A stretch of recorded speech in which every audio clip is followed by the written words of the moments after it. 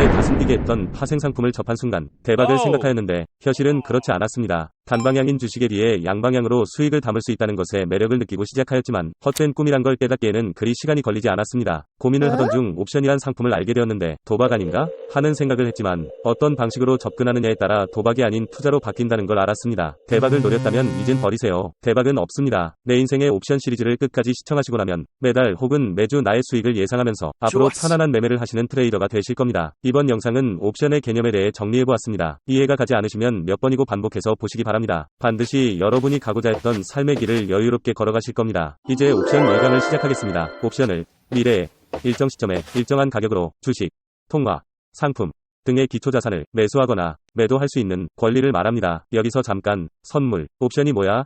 하고 궁금해하시는 분들이 많아 선물 개념과 함께 진행해보겠습니다. 혹시 파생, 금융상품이란 말 들어보셨나요? 말 그대로 금융상품에서 나왔다고 보시면 되는데요. 일반적인 상품 거래에서 파생되어 나온 선물과 옵션이 물건의 거래에만 이용되는 게 아니라 금융거래에서도 선물과 옵션이 이용되는데 이를 가리켜 파생금융상품이라고 합니다. 쉽게 설명하자면 보통 물건을 건네주면 그 자리에서 돈을 주고받는 거래 방식에서 파생되어 나온 방식이 있는데 이걸 파생상품이라 하고 가장 대표적인 것이 선물과 옵션입니다. 선물 옵션은 기초자산으로부터 상품을 만든 것인데요. 선물 옵션의 기초자산은 농산물, 원유, 주식, 날씨 등이 기초자산에 해당이 된다고 생각하시면 됩니다. 이런 파생 상품을 왜 만드는 건가요? 가장 큰 이유는 발생할 수 있는 리스크의 위험회피 때문입니다. 기초자산 중 밀가루를 예를 들어보면 빵가게 사장님은 우크라이나 전쟁으로 밀가루 값이 폭등할 거란 걸 미리 예측하고 미리 주문을 합니다. 이처럼 가격이 오르고 내리는 것에 예민할 때 변동이 크면 위험이 크게 다가오니 미리 밀가루를 주문하여 위험에 대비를 합니다. 2020년 매일경제신문에 나온 기사입니다. 트레이더 입장에서는 밀가루 값이 폭등해도 그냥 이익을 얻고 싶은 거라 밀가루 값이 오를지 내릴지 정해서 베팅을 하는 겁니다. 목적은 돈을 벌기 위하는 것, 즉 수익 추구입니다. 이렇듯 파생금융상품은 다양한 기초상품을 가지고 여러 형태로 만들어서 판매를 합니다. 파생금융상품이 어떻게 해서 만들어졌는지 이해하셨나요? 그럼 선물에 대해서 알아보겠습니다. 떡을 가지고 선물에 대해 얘기해보도록 하겠습니다. 여기 농부가 있습니다. 이분은 떡집 사장님이십니다. 떡집 사장님은 쌀이 주재료라서 늘 쌀을 삽니다. 이 두 사람의 거래 방식을 보면 떡집 사장님은 농부에게 쌀을 받고 돈을 지급합니다. 그 자리에서 즉시 거래되는 것을 현물거래라고 합니다. 농부는 올해 쌀값이 내릴 것 같아 고민을 합니다. 근데 떡집 사장님은 그 반대입니다. 요즘 들어 뉴스도 그렇고 올해 쌀값이 오를 것 같아 추석 전에 낮은 가격으로 계약을 했음 합니다. 그래서 이들은 한 달 뒤에 쌀 10kg에 2만원에 사고 팔기로 계약을 합니다. 쌀을 주고 받은 게 아니라 이렇게 거래를 하겠다 하고 계약서만 작성을 합니다. 드디어 계약일, 쌀값이 1만원이 되었어요. 이 계약서 때문에 떡집 사장님은 1만원 손해를 보며 쌀을 삽니다. 미리 계약 후 만기가 되면 계약대로 주고받는 거 이거를 선도거래라고 합니다. 질문 있습니다. 떡집 사장님이 계약을 안 지키면 어떻게 되나요? 소송을 하겠죠. 하지만 이들은 이런 계약은 하고 싶고 믿고 거래할 수 있는 게 있다면 좋겠다고 생각하여 거래소를 만들어 거래소를 통해 믿고 거래를 하라고 합니다. 그래서 선도거래를 거래소에서 거래를 시작하게 됩니다. 우리가 쿠팡 등 온라인에서 결제를 하면 그 돈이 바로 판매자에게 가는 게 아니라 일정 기간 후 판매자에게 지급이 되는 방식이라서 맘 놓고 결제하는 것처럼 이 거래소도 이런 역할을 하는 거예요. 그래서 이 선도거래를 거래소에서 하는 걸 선물거래합니다. 농부와 떡집 사장님이 직접 거래하는 선도거래를 거래소를 통해 거래하는 걸 선물거래라 부릅니다. 여기서 핵심은 쌀을 얼마에 사고 파느냐였습니다. 여기서 쌀은 기초자산이 되고 거래소를 통해 하는 선물거래를 파생상품이라 부르고 쉽게 말해 쌀은 그대로 있고 계약서만 왔다 갔다 하는 겁니다. 선물이 무엇인지 이해가 되셨나요? 이러한 선물거래의 단점이 있는데 그건 바로 계약대로 이행을 해야 한다는 거죠. 거래소에서 선물거래를 진행 시 선도계약 때처럼 손실이라고 계약을 불이행할 수가 없고 만기일이 오면 수익이든 손실이든 청산을 해야 합니다. 이러한 선물의 단점을 보완하기 위해서 등장한 것이 바로 옵션입니다. 옵션을 우리말로 번역하면 선택권이고 원리는 어떤 계약을 할 때 걸어놓는 계약금과 비슷합니다. 앞서 설명드린 것처럼 농부와 떡집 사장님이 거래소에서 계약 진행이 되면 선물 계약이 되고 반드시 계약사항을 지켜야 합니다. 이러한 선물의 단점을 보완하기 위해 나온 게 옵션인데 옵션을 이와 비슷한 성격인 듯 하지만 틀립니다. 선물에서 설명드린 것처럼 비슷한 상황입니다. 떡집 사장님은 올해 쌀값이 오를 것 같아 고민 중 농부가 제안을 합니다. 한 달 뒤 현재가 2만원에 구매할 수 있는 사전 예약권을 2천원에 판매하고 있다는 제안을 받습니다. 떡집 사장님은 제안을 받고 고민을 합니다.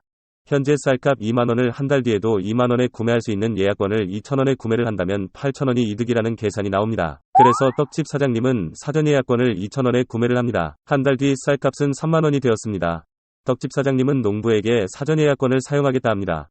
농부는 지금 팔면 3만원에 팔 수 있지만 2만원에 팝니다. 만기일 날 청산을 해보니 농부는 사전 예약권을 판매해서 2천원을 이익을 보았으나 떡집 사장님이 사전 예약권을 행사하므로 농부는 쌀을 2만원에 판매하여 8천원 손실이 발생되었습니다. 반대로 떡집 사장님 사전 예약권을 2,000원에 구매하였으나 쌀값이 3만원으로 상승하여 8,000원의 이익 발생하였습니다. 반대로 한 달 뒤 쌀값이 1만원이 되었습니다. 떡집 사장님은 사전 예약권을 버리고 다른 농부에게 가서 1만원에 구매를 합니다.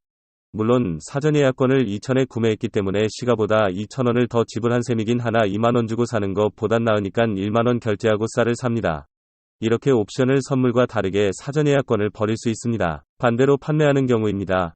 농부는 한 달 뒤 쌀값이 떨어질 것 같아 고민을 하고 있는데 떡집 사장이 한 달 뒤에 2만원으로 판매할 수 있는 사전 예약권이 있다고 제안을 합니다. 농부는 제안을 받고 고민을 합니다. 현재 쌀값 2만원을 한 달 뒤에도 2만원에 판매할 수 있는 예약권을 2,000원에 구매를 한다면 8,000원 이득이라는 계산이 나옵니다. 그래서 농부는 사전 예약권을 2,000원에 구매를 합니다. 한 달 뒤 쌀값은 1만원이 되었습니다. 농부는 떡집 사장에게 사전 예약권을 사용하겠다 합니다.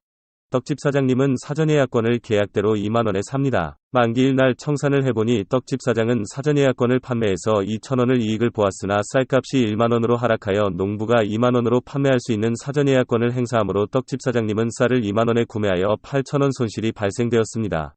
반대로 농부는 사전 예약권을 2,000원에 구매하였으나 쌀값이 1만원으로 하락하여 8,000원의 이익이 발생하였습니다. 반대로 한 달 뒤 쌀값이 3만원이 되었습니다. 농부는 사전 예약권을 버리고 다른 떡집 사장에게 가서 3만원에 판매합니다. 물론 사전 예약권을 2,000원에 구매했기 때문에 시가보다 2,000원을 더 지불하긴 했으나 그래도 2만원 받고 파는 것 보단 나으니까 3만원 제값에 팔고 8,000원을 이익을 챙깁니다. 그렇다면 떡집 사장은 사전 예약권을 판매했으니 2,000원 수익을 챙긴 거고 다른 농부에게 쌀을 3만원에 구매를 하여 8,000원 손실이 발생합니다. 이렇듯 옵션을 선물과 다르게 사전 예약권을 버릴 수 있습니다. 지금까지 다양한 사례를 들어보았습니다.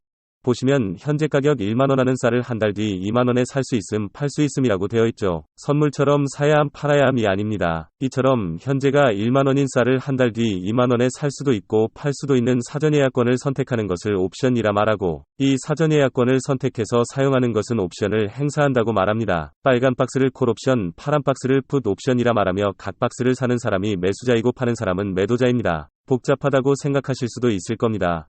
이 그림으로 설명을 다시 드리겠습니다.